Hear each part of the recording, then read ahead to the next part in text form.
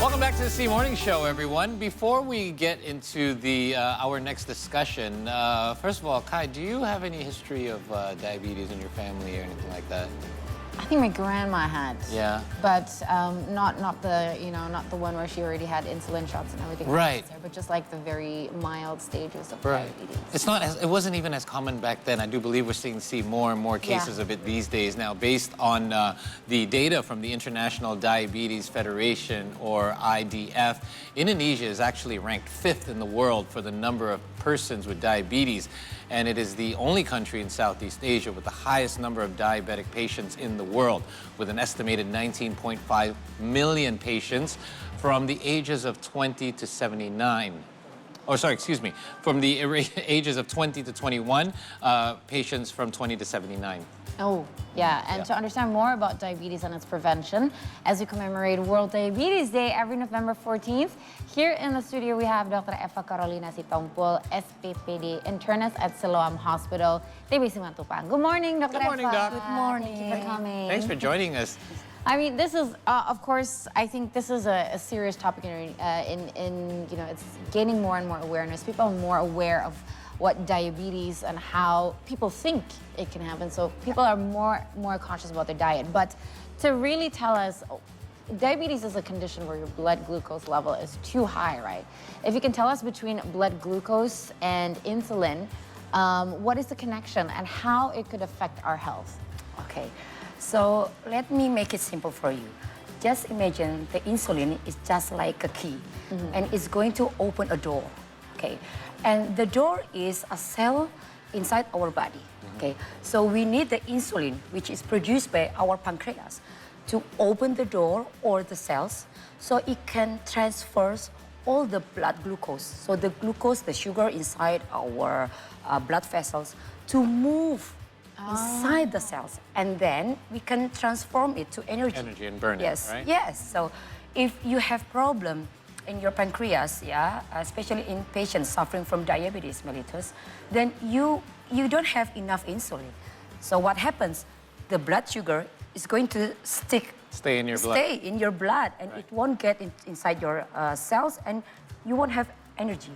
Okay. Yeah. So then, what is the impact of that going forward if this continues to happen and where insulin is unable to process our blood glucose into energy? Okay, so you are going to have a condition where your blood sugar is high and maybe even higher, and then you're going to get the complications. Yeah, the symptoms are you're going to be like sleepy or quite lazy, and because you're not burning any energy, like you have no fuel basically, right? No, but actually it's like this.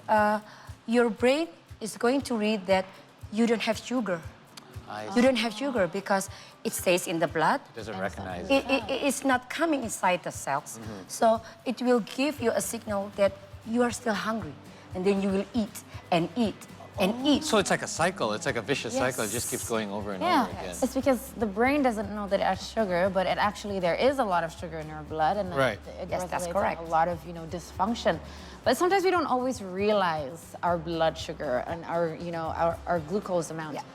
What causes this high blood glucose, and what age do we need to get our glucose checked regularly? Okay. Actually, it's simple. What causes our blood sugar is so high? Because first, you eat a lot of sugar. So wait, before we go any further, let's define sugar is not just sugar, right? Yes, I mean, there are a lot of things that can be transformed into blood glucose. Could you explain that a little bit behind? Okay, so the first thing that you need to know is the high glycemic index food. Have you ever heard about that? Yes. That's the food that can increase your blood sugar so high you can get a sugar spike if you eat this solely. So for examples, I'm really sorry to say this, but white rice. White rice, staple our of habit, and then meal. Refined sugar, soda, white bread, and potatoes.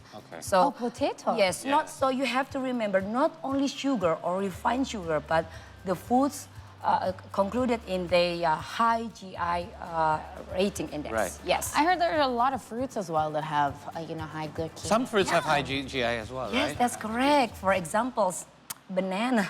Oh, I'm really sorry, really? yes. Grapes. And our maybe a favorite of some of us, durian. Oh. What about mangoes? No. Well, if you eat it in moderation, it's okay. But yeah, if you eat a lot of mangoes and like every Sweet day, mangoes, yes, yeah. Sweet mangoes, yeah, it also can increase your blood sugar. Yeah, I think moderation is key when it comes to Yeah. everything. I That's mean, I eat correct. white rice as well, but if you have it like 3 times a day with huge plates, then obviously that's not Yeah. ideal. Let's talk a little bit about testing, because I went through a time where, because I do have diabetes, like my mom is diabetic, so we do have a history of diabetes in the Yes. family. And I do know of a procedure, like my mom does it every 2 days, where she pricks her hand and we use a home kit Yeah. to test the drop of blood, and Yeah. you can see your glucose level. I've done it myself. How important is this for us to do? Because we do have home test kits, but not everybody has these things out of access. Is it important to have one, and who is it that needs to have these kind of home kits in order for us to test ourselves so we can monitor our glucose level? Yes, okay. So it is very important, for us to sometimes check our blood glucose. But when it's the first time, the recommendations say that you can start to check your blood glucose starting of the age of 35 years old. Okay. Because the type 2 of diabetes, the type 2 diabetes means that you have the diabetes when you are adult, Usually, You weren't born with it, right? That's you're type not. one, Yeah, right? you were not born with diabetes. So that's the type 2 of diabetes. It is said that the pre-diabetes condition, the pre-diabetes, not the diabetes, the pre-diabetes condition occurs usually at the age of 35 years old. So in quite young age, young adults. Yeah. And do you know if that age, average age, has gone younger since? Because it just seems to me that nowadays, more and more younger people are exposed to being pre-diabetic than in the past. Yes, that's a very good question.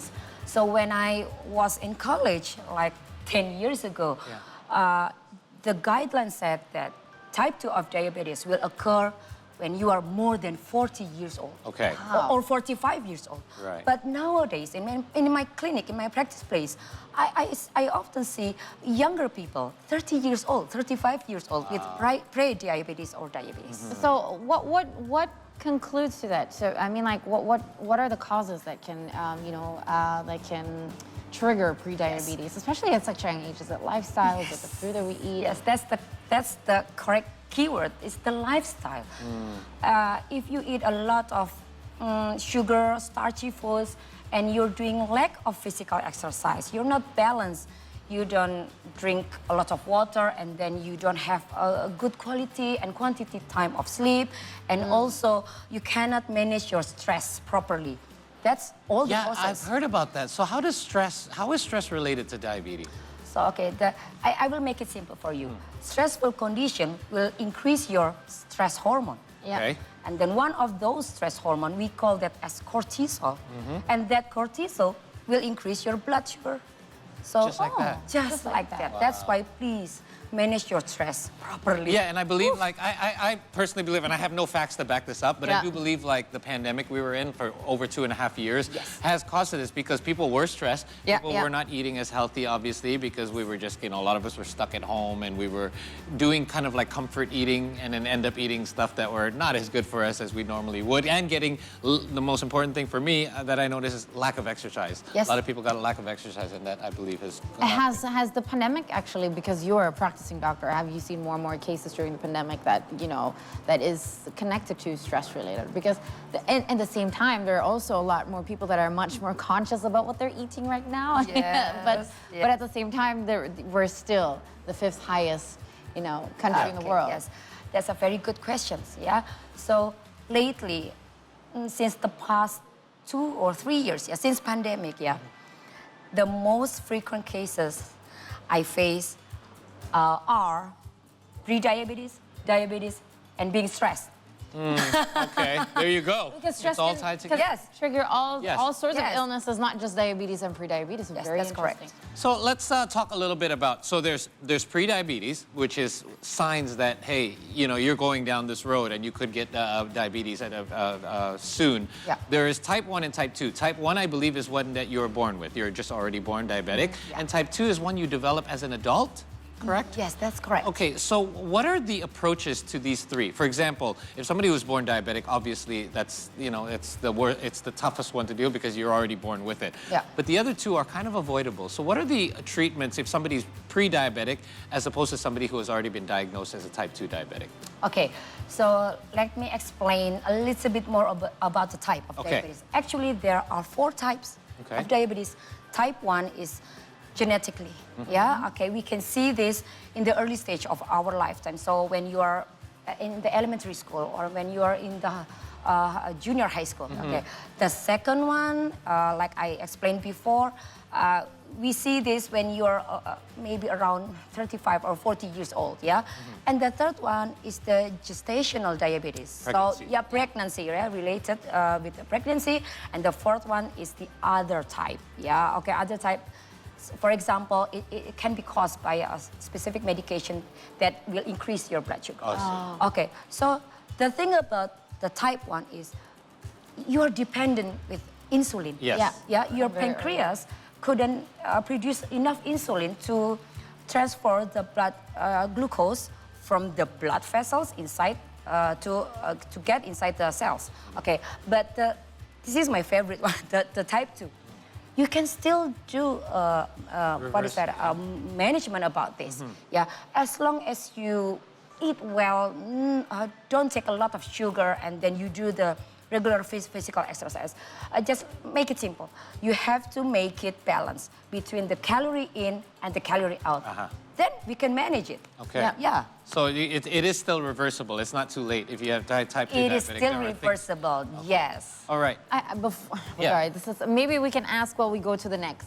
Yeah. But, there's one thing I'm really curious about. ahead. How do you know that you are even pre-diabetic? What is usually Yeah, the what are the first thing signs? that we need to look for? That's a good question. Because we're So- in that age. Yeah, mostly you can't tell. Really? If you are pre-diabetes, you can't tell because pre-diabetes means that you have higher blood sugar level, but not that high for us to diagnose you as diabetes. Right. So you can't show the symptoms. But when your blood sugar is high, usually more than 200, yeah, and then we can say that you are having diabetes, you can show all the symptoms, the classical symptoms like frequent urination, and then you are going to feel thirsty all the time. Yes, I've heard that. Correct. Yeah, and then drowsiness, sleepy. You can also have the tingling or numbness, tingling sensation. Really? Yes. Wow. On your So- hand, on your. So, related to your question, so how to confirm it if you are if we have pre-diabetes? We just do a routine or regular medical checkup. Okay. Yeah. And which is like once every 6 months or a year? If you're around 35 to 40 years old, just make it once a year. Once a year, annual Once a general year. checkup, Yeah, right? it's the annual, Okay, yeah. great. So we're going to discuss more questions, but we actually have something prepared because you did Yes, I'm mention a excited lot about about this. nutrition. Yes. And sometimes we're fooled by nutrition. You think you're eating healthy, but you're not really sure where this fits on that glycemic scale Yes. or index. So we're now going to head over to that desk, and we've got some food items prepared here, Doc. So please do join us. Yes. Now, these are 4 different surprise food items. Now, one of them contains, no, I'm just kidding. They're all food items. So they're all different food items. So we're going to reveal them one at a time. Yeah. And then we are going to ask you questions about it in relation to diabetes. So perhaps start with Kai. All right. Okay. There you go. What do we have So there? first one is Ooh, okay, the so classic ignore this, but this is something that we normally have, either coffee or tea in the morning this time of the day, but Sugar. this is the culprit that we want to talk about. This is the sugar. Okay. So how many tablespoons of sugar do we need to take daily? And what is the maximum limit? The maximum. What is the maximum? Okay. Because some of us like our tea. This sweet. answer is scary, by the way, because I think I know, but go ahead, Doc. Go ahead. So I have a good news actually. Yeah, if you are suffering from diabetes, you can still have this kind of thing. Yeah, I think we call this as a white sugar. Yes. It contains high GI glycemic index. So the recommendations say that please don't take it more than 100 calories per day. Or, let me make it simple for you, less than 6 teaspoons Oh, I'm good. for women or less than 9 teaspoons for men. So remember, yeah? Right. So now, that might sound like a lot. This is 1 teaspoon right here. Some people take their coffee or tea automatically with at least 2 teaspoons. But what you're mentioning is a total glucose intake for the whole day. For the whole Yeah. day. So don't think like, oh, I can have nine spoons of this and then go on eating Yes, other stuff other as well. stuff. This No, is no, no, total no, no, things, no. okay? Total. So But remember. Have half a teaspoon if you Yes. want a cake later. So this is white processed sugars. So Yeah. this is possibly one of the highest on the index, right? Yes, Okay. right. Yeah, we've heard about that. Let's reveal the next one. Kai, go ahead. It's Oh, me on your again? side. Go ahead. Okay. All right. What have we got? Next one we have. Oh, my favorite. Oh, it's healthy or not? I don't know. Let's find out here. Let's find out. These are my favorites. Let's talk a little bit about Are this. these healthy? So we have broccoli, Yes, tomato, of and oranges. course. Some people say these are great to have if somebody is already diabetic as part of your nutritional diet. Yes. Can you explain? I need to know because some oranges are very sweet and Yes. some are not, because the sun-kissed one are very fresh. They're not as sweet as the mandarins, the tangerines that are, So Right. what is your take on these? Okay, so these are okay, these are good, but be careful with this one. Yeah, so if you remember, I mentioned about the low GI foods, yeah? This one and this one, they are low. So you can take it, what is that? Like, you don't have to worry if you want to take it more than 3 Right. broccolis or tomato.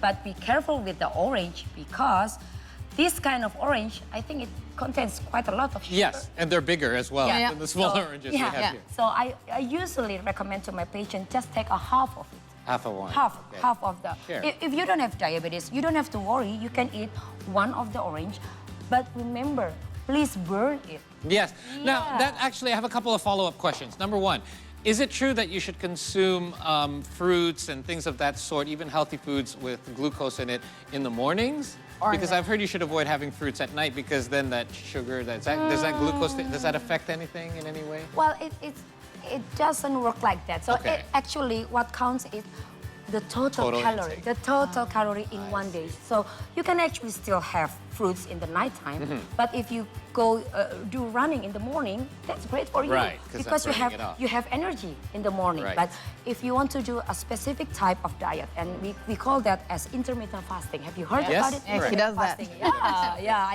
I can see that. 7 years. 7 years. Okay. Intermittent fasting. So it is a way to burn your, what is that? Your energy stored Excess in your fat. glucose, right. Yes, yeah, faster. So you can save the fruits for maybe later in the day, maybe after lunch, Okay. yeah, or before dinner. Yeah. So you do the workout fasted. Yes. Fastest cardio or fasted workout. And you burn more energy that way, Yes. more fat that way as well. So my only other quick question before we go into the next one is taste an indicator? Because like, are Yeah. the sweet, like, because we eat fruits. The sweeter the fruit, does that contain more They're not glucose? always Can sweet. that be an They're indicator? sour. Yeah, So- that's a very good question. Now let me ask you, what about rice, white rice? It is not sweet. That's the got no taste, flavor. but it has a True, good quite point. high glycemic index. Yeah. Good point, good point. All right, let's move on to the next one. Ta-da! All Once a right, week. here we go. What have we got here? We have I believe that's a cheesecake, a blueberry cheesecake. And then we have some sort of chocolate Chocolate cake. My daughter would love this. Ah, But okay. go ahead. Okay, Desserts, sweets. desserts. The good news is you can still have this kind of sweets for Okay. dessert. Yeah, so don't be sad. Yeah, but in moderation. Yeah. Okay. Please, in moderation, don't overindulge eating things like this. And please remember, half of this kind of cake, it can increase your blood sugar to around 200 or 300 Really? milligram per deciliter. So please just take this maybe once in a week on Yeah. your cheat meal day. Yeah. And then, okay, try to burn it more. Yeah. So if you're eating these kind of foods, I would usually recommend to the patient, do more exercise. Okay. Yeah. Just be aware of everything you're putting Yeah. in your body, right? I mean, I love carrot cake. I have a slice of cake, but I never finish it all in one sitting. That's just my rule. I just take a couple bites, but I'm already happy because I already tasted it. And Yes. Because you can just throw it in the I fridge. can't It can even last finish 3 it. days. The portions here are crazy big. It's unbelievable. It's unbelievable. All right, last one. Last What do one. we got here? Ta-da! Ooh, Oh, salmon. our favorite. Yes. Good old salmon. So salmon is apparently very high in protein. A lot of people who do know that's a good source of protein. But what is it? Does it work for diabetic patients? Is it actually good for them to consume something like Yes. this as an alternative? Yes, that is so true, yeah, because salmon is, what do you call it? A fish contains a good protein and it also contains a good fat.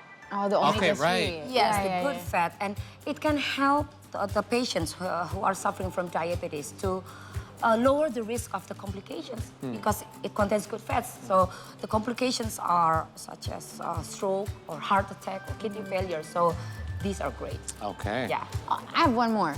How about avocados? Avocado, that's also a good choice. Yeah, it's Because it gets kind of sweet sometimes. Oh yeah. Yeah. And it is high in fat, but good. yeah. but the good fat. So it's similar like salmon. So yeah, please take it in moderation. For salmon, you can try to grill it, yeah, or bake it. Don't put it. What is it? Don't fry it. Yeah, and because if you fry it, so you are going to have a lot of fat inside. Right. So avocado, salmon, there are good choices. Okay, there you go. I think we pretty much know all this already. Like if I was to reveal We're this in for somebody denial. who doesn't understand nutrition or diabetes, they're still gonna know which one is good for you, which one is bad. A lot of us just don't. Sometimes we just indulge a little bit. Sometimes we want to make our mouths happy, but we have to remember about our overall health. One real quick question before we end this session, because you did touch on something that was also interesting but very rare when it comes to gestational diabetes. That is also something that is reversible, correct? Because you did mention like type 2 diabetes is reversible. I say this because my wife experienced it during pregnancy, and it was such a worry because the doctor couldn't say for sure 100% that when you give birth afterwards you'll be okay. But a lot of cases do turn out to be okay. Yeah. Can you explain a little bit about that if somebody may be facing that throughout a pregnancy? Gestational, yeah, okay. So it is reversible as long it is only a gestational diabetes. Okay. Yeah, so you're going to have the high blood sugar while you're pregnant, Right. and then after the delivery, it's going to be normal again. But the problem is, as a person who has children, and so I went to the moment where I was so hungry all the time after the delivery. I was still so hungry, and then I ate a lot because I also assumed maybe it was related to breastfeeding. So maybe somebody who had pre-diabetes, before their pregnancy, they can still have a high blood sugar maybe 3 months or 6 months after the delivery. Because they want to still eat a lot. Yeah, and after postpartum, you're very hungry. Yeah. Okay, so again, I only bring this up because please be aware, because my wife's concern at that time was, is this gestational or real diabetes? Because you can't tell. Like, what if it's still around? And then it turns out it wasn't gestational. Fortunately for us, it was gestational, and the timing did work out right. But that concern is there, right? Yes. When you're diagnosed as diabetic, you don't know, well, is it the temporary one or is it the permanent? Yes. Right, there you That's go. correct. Thank you for enlightening us, Doc, on that as well as all of these fun things. Now, we're going to take a break so we can eat all of these as well, so they don't go to waste. I'm just kidding. But we are going to be back with more recaps from our earlier segments. Doc, thank you for joining us. You're Drop by welcome. anytime. And we'll be right back after this short break.